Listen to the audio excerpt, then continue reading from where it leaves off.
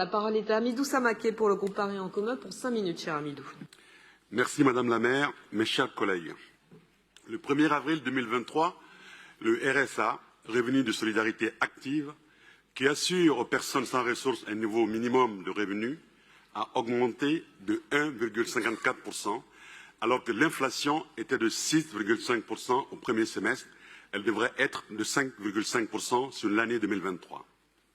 En termes de ressenti, cette inflation a un impact encore plus fort à Paris, où les files d'attente s'allongent aux distributions alimentaires. À Paris, désormais, 61 000 personnes bénéficient du RSA. Heureusement, le nouveau public ayant ouvert leurs droits au RSA en lien avec la crise sanitaire ont pu, dans l'ensemble, retrouver un emploi.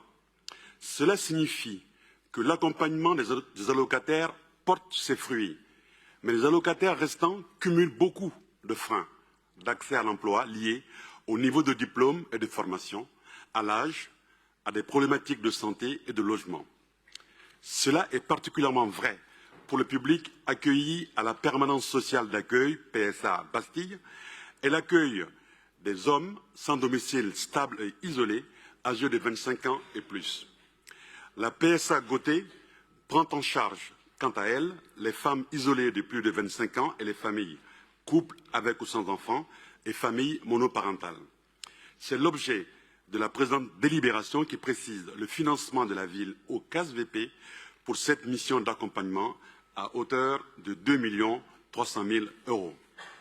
Mardi, l'Assemblée nationale a voté le texte du projet de loi pour le plein emploi qui fragilise le dispositif du RSA et les allocataires, qui se voient imposer des obligations et des sanctions drastiques qui renforcent encore le règne de la suspicion sur les plus précaires. Face à cette fragilisation des dispositifs d'insertion, aux effets de l'inflation que nous connaissons sur le coût de la vie, nous devons donc renforcer notre soutien.